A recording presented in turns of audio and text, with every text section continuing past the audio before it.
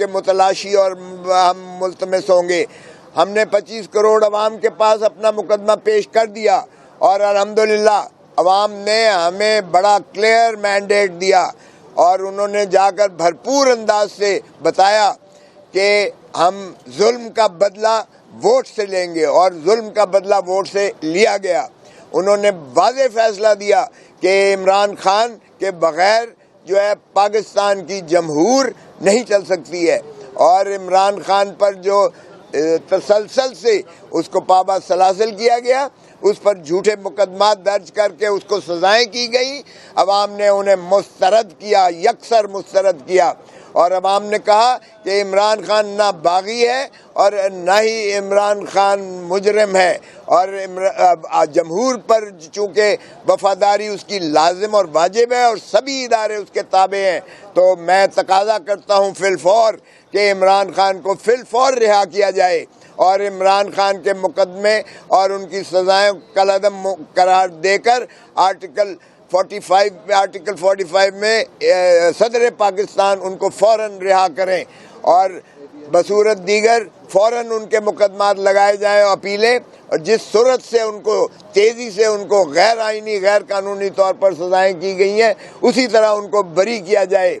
अगर ज़िले सुबहानी जो को ताज पोशी के लिए लाए गए थे, जिनके ख्वाब 8 फरवरी को चिकनाचूर हो गए, जिनको अवाम ने वाज़े तौर पर मुस्तरद किया, अगर उनके मुकदमात इस तरह सुनकर और उनके शवाहिद के बावजूद उनको बरी किया जाता है तो यहाँ इंसाफ का तकाजा ये है कि इमरान खान, जिसके वकील को भी इजाज़त नहीं दी गई, जिसका बयान भी नहीं लिखा गया है, जिसको सफाई का मौका भी नहीं दिया गया है, जिसकी बहस भी नहीं सुनी गई है वकीलों की, और एक बुलडोज करके जिसको एक सक्सेशन में 1 हफ्ते में 3 सज़ाएं दी गई हैं, वो इंसाफ के ऐवानों पर एक कलंक का ऐसा टीका है जो हयात जो है इस मुल्क की अदालती नज़ायर पर जो है एक कलंक का टीका मुतसव्वर किया जाएगा।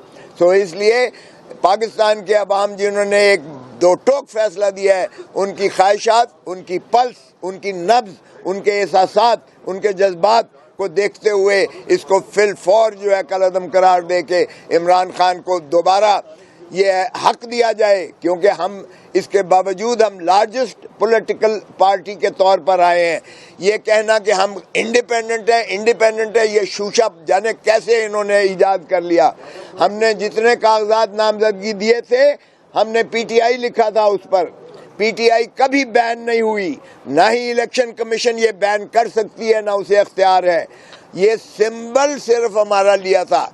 हम तो एक जो है बल्ला लेने गए थे, इन्होंने जहेज का पूरा सामान हमें दे दिया, लेकिन बल्ले का वोट नहीं था, वोट इमरान खान का था, इमरान खान का था। ये वाहिद इलेक्शन है, मैंने 5 दिहाई देखे हैं इलेक्शन, ये वाहिद इलेक्शन है जिसमें वोटर कैंडिडेट को ढूंढ रहा था, जिसमें वोटर की जिद थी कि मैं अपने हकूक पर डाका नहीं डालने दूंगा, जिसने सिंबल के लिए आके हलकान होकर ढूंढता फिर रहा था। मेरा सिंबल के था, हालांकि इलिटरेट जो है हमारी इलिटरेसी रेट 50% है तकरीबन, लेकिन उसको आफरीन है जिसने उसके बावजूद कि वो अंग्रेज़ी का हिंसा था कि उन्होंने भरपूर अंदाज से दिया। और मैं ख्वाजा साद रफ़ीक को भी ये क्रेडिट देता हूँ कि उसने ग्रेस दिखा के जमहूरी रवायात को मलूज़ रखते हुए उसने अपनी शिकस्त को तस्लीम किया और उसने मुझे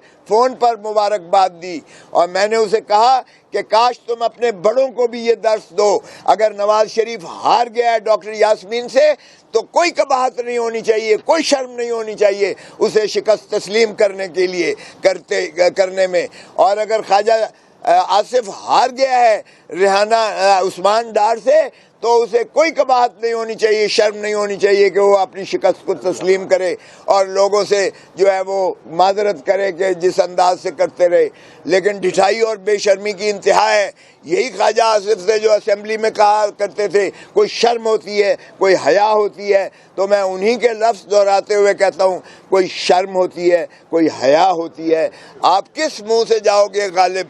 आप कैसे कहते हैं कि जी विक्ट्री स्पीच कर रहे हैं? ओ भाई, आपके अंधे, आपके सारे चैनल्स इस आलूदा इलेक्शन को भी, जिसको दुनिया सारी मजम्मत कर रही है कि जो इलेक्शन आर्टिकल जो फॉर्म 45 और फॉर्म 45 होता है जब इलेक्शन खत्म होने के बाद रिटर्निंग प्रिजाइडिंग ऑफिसर और पोलिंग ऑफिसर जब गिनती करता है और पोलिंग एजेंट्स के सामने और गिनती का काउंट वो उस फॉर्म पर अपने मोहर और दस्तखत से और तमाम पोलिंग एजेंट्स के दस्तखत से वो मौके पर जारी करता है। पोलिंग वहां तक तो ठीक है, इलेक्शन हमारे सारों के पास जो 60 हमारे चुराए गए हैं उनके भी हमारे पास फॉर्म मौजूद हैं। यानी फॉर्म 45 के मुताबिक हमारे 170 लोग जीत रहे हैं, 170 हमारे पीटीआई के जीत रहे हैं। ये इंडिपेंडेंट इसलिए नहीं है क्योंकि पाकिस्तान तहरीक इंसाफ बतौर आईनी एक जमात के, कानूनी जमात के एग्जिस्ट करती है और हम पीटीआई हैं। हमें इंडिपेंडेंट कहना ये गलत है, गैर आईनी है, गैर कानूनी है। तो इसलिए हमारे पीटीआई के अरकान का 170 थी और अगर हमें 230 में मखसूस नशिस्तें जिसमें खवातीन हैं और जिसमें हमारे अकलीती भाई हैं या बहनें हैं वो शामिल करें तो हम 200 का फिगर क्रॉस करते हैं। इसलिए दुनिया की जमहूर में ऐसा ही होता है कि जो लार्जेस्ट पॉलिटिकल पार्टी होती है एमर्ज इलेक्शन में होती है उसको हक दिया जाता है हुकूमत बनाने का। हैरत होती है, बंदर बात हो रही है दो पार्टियों के दरमियान, वो कहता है अब वजीर आजम इतने साल के लिए तुम बन जाओ 3, वो कहता है तुम 2 साल के लिए बन जाओ, वो कहता है वजीर आला मेरी बेटी को दे दो, वो कहता है सदर पाकिस्तान हमें दे दो, वो कहता है गवर्नर फलाने को दे दो। और ये कोई बंदर बांट हो रही है, क्या हो रहा है मजाक जमहूरियत के साथ, इस मुल्क के साथ खिलवाड़ हो रहा है, इस मुल्क के आइन के साथ खिलवाड़ हो रहा है। ये कौन होते हैं जिन्हें मुस्तरद किया है अवाम ने कि ये इस तरह से आपस में बंदर बांट करें जिनको अख्तियार अवाम ने दिया ही नहीं है। तो ये क्या समझते हैं आज माशाअल्लाह पाकिस्तान का जो नौजवान है, पाकिस्तान की खवातीन है, पाकिस्तान के जो मर्द हैं, आज उन्होंने 2 टोक फैसला दिया है और वो पाकिस्तान तहरीक इंसाफ के हक में दिया है। ना इमरान खान के बगैर कोई असेंबली चल सकती है, कोई पार्लियामेंट चल सकती है, ना इमरान खान के बगैर कोई जमहूरियत चल सकती है और ना ही इमरान खान के बगैर कोई हुकूमत बन सकती है। तो इसलिए ये गलतफहमी निकाल दें कि इमरान खान को माइनस करके ये जो है जमहूरियत चला लेंगे या हुकूमत चला लेंगे। ना हुकूमत चल सकती है ना जमहूरियत चल सकती है। इमरान खान को दोबारा आपको लाना पड़ेगा और इमरान खान की चूंकि लार्जेस्ट पॉलिटिकल पार्टी है, इमरान खान ही हमारा वजीर आजम होगा पाकिस्तान का और उसे कोई नहीं रोक सकता, कोई माई का लाल नहीं रोक सकता है उसे। तो इसलिए इसमें कोई गलतफहमी नहीं होनी चाहिए। आज जो 3 केसेस लगे हुए थे, एक केस था जिसमें ख्वाजा आसिफ साहब जो है सियालकोट का केस था, उसके नीचे काशिफ साहब हमारे पीपी के उम्मीदवार थे। रेहाना के केस में कल इलेक्शन कमीशन ने 14 तारीख रखी है, नोटिस दिया है और स्टे किया है। आज जो है काशिफ का केस था, उसी के नीचे जो पीपीए आती है उसमें भी फॉर्म 45 में हम जीत चुके हैं और फॉर्म 47 में हमें हरा दिया गया है। ये पैटर्न भी बहुत बड़ा मजाक है क्योंकि 45 में रिटर्निंग प्रिजाइडिंग ऑफिसर देते हैं जो सैकड़ों में होते हैं और एक रिटर्निंग ऑफिसर उसके दफ्तर पर कोई और कब्जे करके और वहाँ जूते मार के और मुक्के मार के और ठुड्डे मार के उनको निकाल देकर और एक नया जो है फॉर्म बन जाता है। इसलिए वो भी मुस्तरद है और ये इलेक्शन कमीशन का आईनी फरीज़ा है कि उसकी तस्हीह करें। इसलिए हमारा तकाजा है कि आर्टिकल 45 के जो मुंदरजात हैं उन्हीं की रिफ्लेक्शन आर्टिकल वो फॉर्म 47 में होनी चाहिए और उसके मुताबिक जो है नतीजा अनाउंस करें और यही आईनी और कानूनी तकाजा है।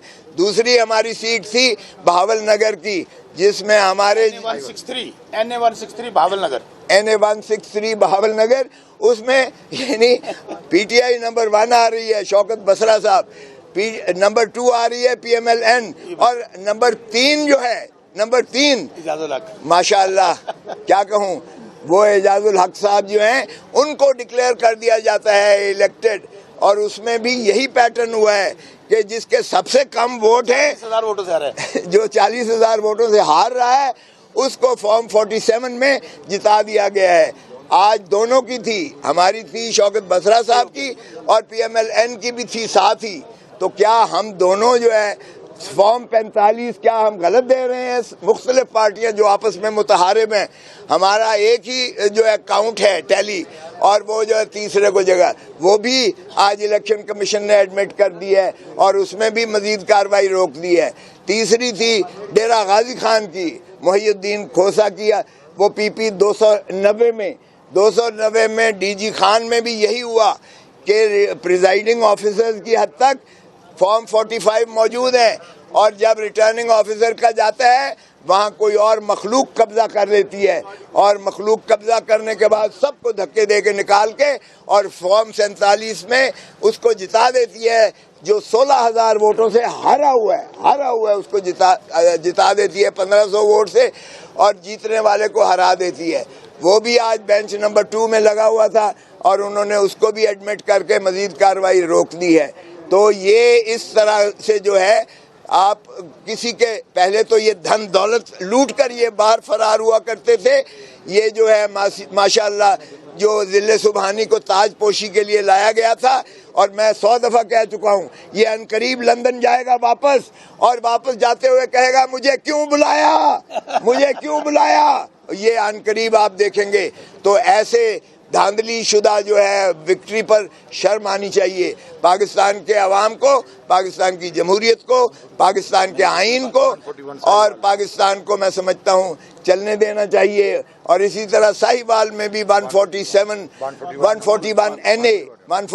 NA साहिवाल, उसमें भी राना आमिर शहजाद को उसी भोंडे तरीके से हराया गया जो बिल्कुल वाज़े अक्सरियत से जीत रहा था।